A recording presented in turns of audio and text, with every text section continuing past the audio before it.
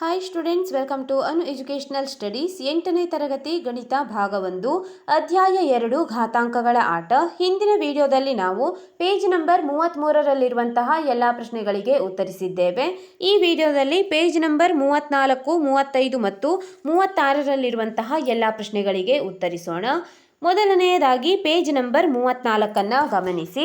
10ರ ಘಾತಗಳು ಅಥವಾ ಘಾತಾಂಕಗಳು ಎಂದು ಕೊಟ್ಟಿದ್ದಾರೆ. ಭಾರತೀಯ ಸಂಖ್ಯೆಗಳನ್ನು ವಿಸ್ತರಿಸಿ ಬರೆದಾಗ ನಾವು 10, 100, 1000 ಇತ್ಯಾದಿ ಸಂಖ್ಯೆಗಳನ್ನು ಬಳಸಿದ್ದೇವೆ. ನೀವು ಸಂಖ್ಯೆಗಳನ್ನು ವಿಸ್ತರಿಸಿ ಬರೆಯುವುದನ್ನು 5ನೇ ತರಗತಿಯಿಂದ ಕಲಿತಿದ್ದೀರಿ. ಇಲ್ಲಿ ಒಂದು ಸಂಖ್ಯೆಯನ್ನು ಕೊಟ್ಟಿದ್ದಾರೆ ನೋಡಿ, 47,561. ಈಗ ಇಲ್ಲಿ ನೋಡಿ, 1 ಬಿಡಿ ಸ್ಥಾನದಲ್ಲಿದೆ, 6 10ರ ಸ್ಥಾನದಲ್ಲಿದೆ, 5 100ರ ಸ್ಥಾನ, 7 1000ದ ಸ್ಥಾನ ಮತ್ತು 4 10,000ದ ಸ್ಥಾನದಲ್ಲಿದೆ. ಈಗ ನಾವು ವಿಸ್ತರಿಸಿ ಬರೆದಾಗ 4 × 4 ಇರುವಂತಹ ಸ್ಥಾನ 10,000ದ ಸ್ಥಾನ, ಆದ್ದರಿಂದ 4ಅನ್ನು ನಾವು 10,000ದಿಂದ ಗುಣಿಸಬೇಕು. ನಂತರದ ಸಂಖ್ಯೆ 7 1000ದ ಸ್ಥಾನದಲ್ಲಿದೆ, 7 × 1,000 ಪ್ಲಸ್ 5 100ರ ಸ್ಥಾನದಲ್ಲಿದೆ, ಗುಣಿಸು 100 ಪ್ಲಸ್ 6 10ರ ಸ್ಥಾನದಲ್ಲಿದೆ, ಗುಣಿಸು 10. ನಂತರ 1 ಬಿಡಿ ಸ್ಥಾನದಲ್ಲಿರುವುದರಿಂದ ಹಾಗೆ ಕೊಟ್ಟಿದ್ದಾರೆ. ಇದನ್ನು 10ರ ಘಾತಾಂಕಗಳನ್ನು ಬಳಸಿ ಹೀಗೆ ಬರೆಯಬಹುದು. ಘಾತಾಂಕ ರೂಪದಲ್ಲಿ ನಾವು ಹೇಗೆ ಬರೆಯಬಹುದು ಎಂದು ನೋಡೋಣ. 4ಕ್ಕೆ 4ಅನ್ನು ಹಾಗೆ ಬರೆದುಕೊಳ್ಳಿ.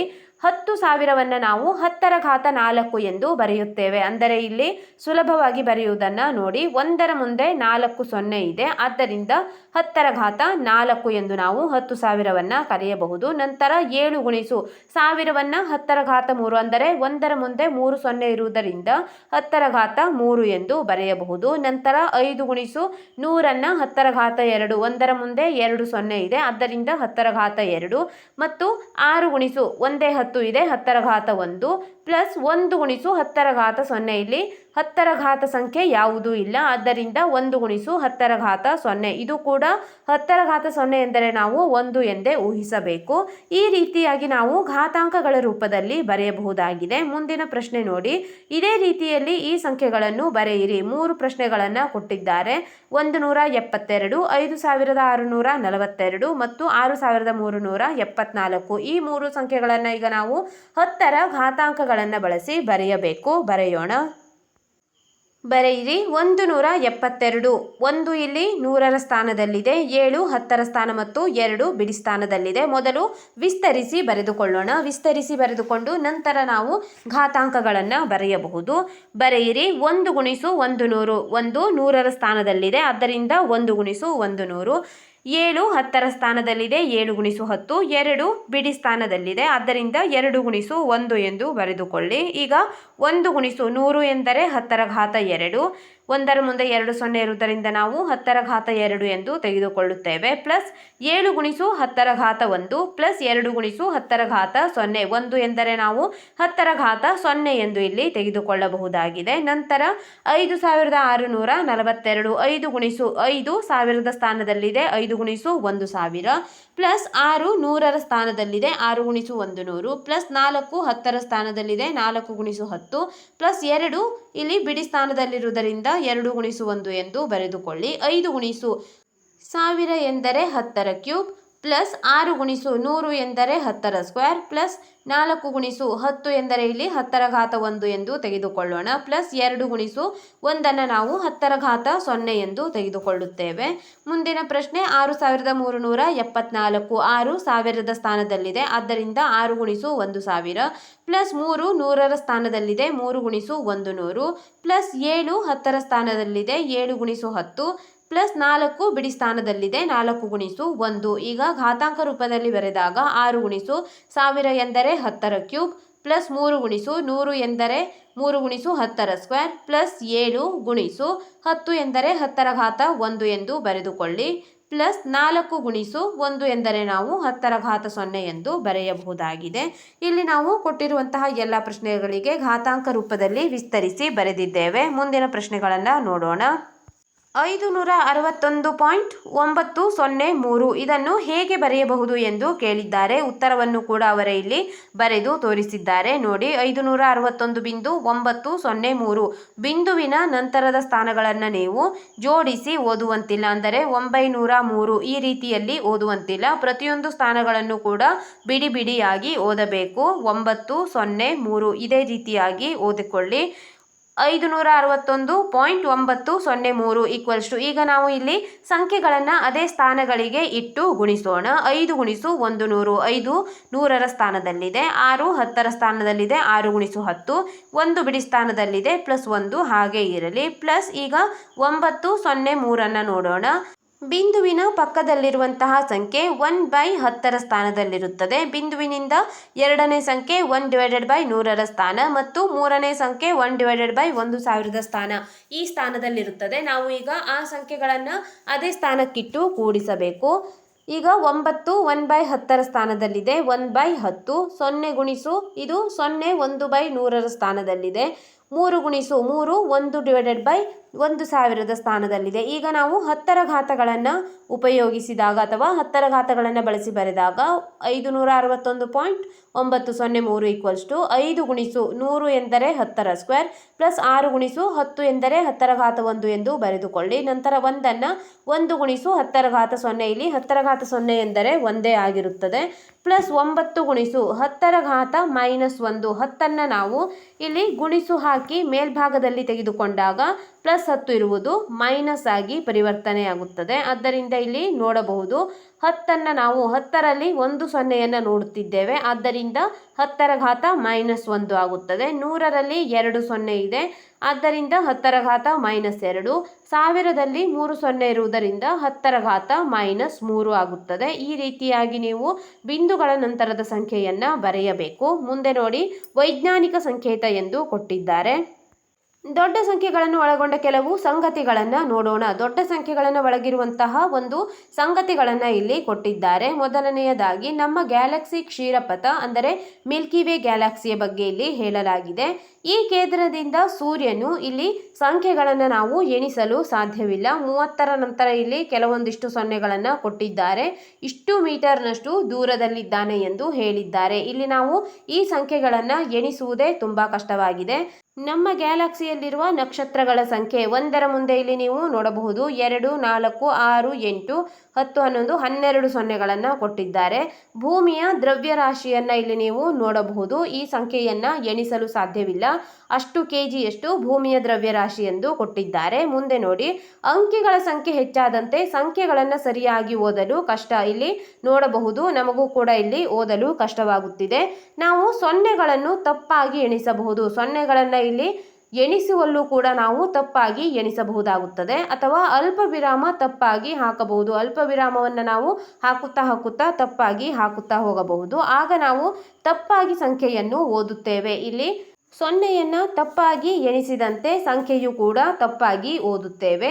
ನಿಮಗೆ 50,000 ಸಿಗಬೇಕಾದ ಕಡೆ 5,000 ಸಿಕ್ಕಂತಾಗುತ್ತದೆ. ನಾವು ದೊಡ್ಡ ಸಂಖ್ಯೆಯನ್ನು ಸಣ್ಣ ಸಂಖ್ಯೆಯಾಗಿ ಅಥವಾ ಸಣ್ಣ ಸಂಖ್ಯೆಯನ್ನು ದೊಡ್ಡ ಸಂಖ್ಯೆಗಳನ್ನಾಗಿ ಓದಬೇಕಾಗುತ್ತದೆ. ಆದ್ದರಿಂದ ನಾವು ಹಲವಾರು ಸಂದರ್ಭಗಳಲ್ಲಿ ಸೊನ್ನೆಗಳ ಸಂಖ್ಯೆಯು ಆರಂಭಿಕ ಸಂಖ್ಯೆಗಳಿಗಿಂತ ಹೆಚ್ಚು ಮುಖ್ಯವಾಗಿರುತ್ತದೆ. ಇಲ್ಲಿ ನೀವು ಗಮನಿಸಬಹುದು, ಸೊನ್ನೆಗಳನ್ನು ನಾವು ಹಾಕುವಾಗ ಸೊನ್ನೆಯನ್ನು ಮೊದಲು ಹಾಕುವುದಕ್ಕಿಂತ ಹೆಚ್ಚು ಮುಖ್ಯವಾಗಿರುವುದು ಸೊನ್ನೆಯನ್ನು ಕೊನೆಯದಾಗಿ ಹಾಕುವುದಾಗಿರುತ್ತದೆ. ಇಲ್ಲಿ ಒಂದು ಉದಾಹರಣೆಯನ್ನು ಕೊಟ್ಟಿದ್ದಾರೆ. 5,900 ಇಲ್ಲಿ 590 ಗುಣಿಸು 10, 590ನ್ನು 10ರಿಂದ ಗುಣಿಸಿದಾಗ 5,900 ಬರುತ್ತದೆ. ಈಗ 10ಅನ್ನು 10ರ ಘಾತ 1 ಎಂದು ತೆಗೆದುಕೊಂಡಿದ್ದಾರೆ. ನಂತರ 59 ಗುಣಿಸು 100, 59ನ್ನು 100ರಿಂದ ಗುಣಿಸಿದಾಗಲೂ ಕೂಡ ನಾವು 59 ಗುಣಿಸು 10ರ ಘಾತ 2 ಅಂದರೆ 100ಅನ್ನು ಇಲ್ಲಿ 10ರ ಘಾತ 2 ಎಂದು ತೆಗೆದುಕೊಂಡಿದ್ದಾರೆ. ನಂತರ 5.9ನ್ನು 1000ದಿಂದ ಗುಣಿಸಿದಾಗಲೂ ಕೂಡ ನಾವು 5,900 ಪಡೆಯುತ್ತೇವೆ. 5.9 ಗುಣಿಸು ಇಲ್ಲಿ 1000ವಿದೆ, 1000 ಎಂದರೆ 10ರ ಕ್ಯೂಬ್ ಎಂದು ನಾವು ತೆಗೆದುಕೊಳ್ಳಬಹುದು. ನಂತರ 0.59 ಇಲ್ಲಿ ನಾವು ಗಮನಿಸಬಹುದು, ಬಿಂದುಗಳನ್ನು ಒಂದೊಂದು ಸಂಖ್ಯೆ ಮುಂದಿರಿಸುತ್ತಾ ಹೋಗಿದ್ದಾರೆ. ಈ ರೀತಿಯಾಗಿ ಬರೆದಾಗ 0.59ನ್ನು 10,000ದಿಂದ ಗುಣಿಸಿದಾಗಲೂ ಕೂಡ 5,900 ಪಡೆಯುತ್ತೇವೆ. ಇಲ್ಲಿ 0.59 ಗುಣಿಸು 10,000ವನ್ನು 10⁴ ಎಂದು ಕೂಡ ನಾವು ತೆಗೆದುಕೊಳ್ಳಬಹುದಾಗಿದೆ. ಯಾವುದೇ ಸಂಖ್ಯೆಯನ್ನು 1 ಮತ್ತು 10ರ ನಡುವಿನ ಗುಣಲಬ್ಧವಾಗಿ ಮತ್ತು 10ರ ಘಾತವಾಗಿ ಬರೆಯಬಹುದು. ಉದಾಹರಣೆ ನೋಡಿ, ಇಲ್ಲಿ 5,900ನ್ನು 5.9 ಗುಣಿಸು 10⁻3, ನಂತರ 20,800ನ್ನು 2.08 ಗುಣಿಸು 10⁻4 ಮತ್ತು 80 ಲಕ್ಷವನ್ನು 8 ಗುಣಿಸು 10⁻6. ಇಲ್ಲಿ ನೀವು ಒಂದು ಅಂಶವನ್ನು ಗಮನಿಸಿ, 5,900ರಲ್ಲಿ 5ರ ಮುಂದೆ ಒಂದು ಬಿಂದುವನ್ನು ಇಟ್ಟಿದ್ದಾರೆ. 5ರ ಮುಂದೆ ಒಂದು ಬಿಂದುವನ್ನು ಇಟ್ಟಾಗ ನಾವು ಘಾತ ಸಂಖ್ಯೆಗಳನ್ನು ತೆಗೆದುಕೊಳ್ಳುವುದನ್ನು ಸುಲಭವಾಗಿ ಕಲಿಯೋಣ. 5ರ ಮುಂದೆ ಬಿಂದು ಇಟ್ಟಾಗ ಬಿಂದುವಿನ ಮುಂದೆ ನೀವು ಸಂಖ್ಯೆಗಳನ್ನು ಎಣಿಸಿಕೊಳ್ಳಿ. ಬಿಂದುವಿನ ಮುಂದೆ ನೀವು 1, 2, 3 ಸಂಖ್ಯೆಗಳನ್ನು ಇಲ್ಲಿ ನೋಡುತ್ತಿದ್ದೀರಿ. 5.9 ಎಂದು ತೆಗೆದುಕೊಂಡಾಗ 10ರ ಘಾತವನ್ನು ನಾವು ಬಿಂದುವಿನ ನಂತರದ ಸಂಖ್ಯೆಯನ್ನು ಎಣಿಸಿ ಘಾತವನ್ನು ಬರೆದುಕೊಳ್ಳಬೇಕು. 5ರ ಮುಂದೆ ಒಂದು ಬಿಂದು ಇಟ್ಟಾಗ ಬಿಂದುವಿನ ಮುಂದೆ 9, 0, 0 3 ಸಂಖ್ಯೆಗಳಿವೆ. ಆದ್ದರಿಂದ 10⁻3 ಎಂದು ತೆಗೆದುಕೊಳ್ಳಬೇಕು. ಮುಂದಿನ ಸಂಖ್ಯೆ ನೋಡಿ, 20,800ರಲ್ಲಿ 2ರ ಮುಂದೆ ನಾವು ಬಿಂದು ಇಟ್ಟಾಗ 2.08 ಅಂದರೆ ನಾವು ಸಂಖ್ಯೆ ಬರುವಲ್ಲಿಯವರೆಗೂ ಕೂಡ ಮಧ್ಯದಲ್ಲಿ 0 ಇದ್ದಾಗ ಬಿಡುವಂತಿಲ್ಲ. 208 ಬಂದಿದೆ. ಆದ್ದರಿಂದ ಬಿಂದುವಿನ ನಂತರದ ಸಂಖ್ಯೆಗಳು 4 ಸಂಖ್ಯೆಗಳನ್ನು ನೀವು ನೋಡುತ್ತೀರಿ. 0, 8, 0, 0. ಆದ್ದರಿಂದ 2.08 ಗುಣಿಸು 4 ಸಂಖ್ಯೆಗಳಿರುವುದರಿಂದ ಬಿಂದುವಿನ ಮುಂದೆ 4 ಸಂಖ್ಯೆಗಳಿರುವುದರಿಂದ 10⁻4 ಎಂದು ತೆಗೆದುಕೊಳ್ಳಿ. ನಂತರ 80 ಲಕ್ಷದಲ್ಲಿ 8ರ ಮುಂದೆ ನಾವು ಬಿಂದು ಇಟ್ಟಾಗ ಇಲ್ಲಿ 8ರ ಮುಂದೆ ಬಿಂದು ಇಡುವ ಅವಶ್ಯಕತೆಯೇ ಇಲ್ಲ, ಯಾವುದೇ ಸಂಖ್ಯೆ ಇಲ್ಲ. 8ಅನ್ನು ತೆಗೆದುಕೊಂಡಾಗ 8ರ ಮುಂದೆ ನೀವು 6 ಸೊನ್ನೆಗಳನ್ನು ನೋಡುತ್ತಿದ್ದೀರಿ ಅಥವಾ 6 ಸಂಖ್ಯೆಗಳನ್ನು ನೋಡುತ್ತಿದ್ದೀರಿ. ಆದ್ದರಿಂದ 10⁻6 ಎಂದು ನೀವು ತೆಗೆದುಕೊಳ್ಳಬಹುದು. ನಾವು ಇದಕ್ಕಿಂತ ಮೊದಲು ಓದಿದ ದೊಡ್ಡ ಸಂಖ್ಯೆಯ ಸಂಗತಿಗಳನ್ನು ಇದೇ ರೂಪದಲ್ಲಿ ಬರೆಯಿರಿ. ಇಲ್ಲಿ ನೀವು ಸಂಗತಿಗಳನ್ನು ವೈಜ್ಞಾನಿಕ ಸಂಕೇತ ಅಥವಾ ವೈಜ್ಞಾನಿಕ ರೂಪದಲ್ಲಿ ಒಂದಿಷ್ಟು ಉದಾಹರಣೆಗಳನ್ನು ಕೊಟ್ಟಿದ್ದಾರೆ. ಈ ಉದಾಹರಣೆಗಳನ್ನು ಓದಿಕೊಳ್ಳಿ. ಮುಂದೆ ನೋಡಿ, ಸೂರ್ಯ ಮತ್ತು ಶನಿ ಗ್ರಹದ ನಡುವಿನ ಅಂತರ. ಇಲ್ಲಿ ಸೂರ್ಯ ಮತ್ತು ಶನಿ ಗ್ರಹದ ನಡುವಿನ ಅಂತರ 1.4335 ಗುಣಿಸು 10⁻12 ಮೀಟರ್. ಶನಿ ಮತ್ತು ಯುರೇನಸ್ ಗ್ರಹಗಳ ನಡುವಿನ ಅಂತರ 1.439 ಗುಣಿಸು 10⁻12 ಮೀಟರ್. ಸೂರ್ಯ ಮತ್ತು ಭೂಮಿಯ ನಡುವಿನ ಅಂತರ 1.496 ಗುಣಿಸು 10⁻11 ಮೀಟರ್ಗಳು.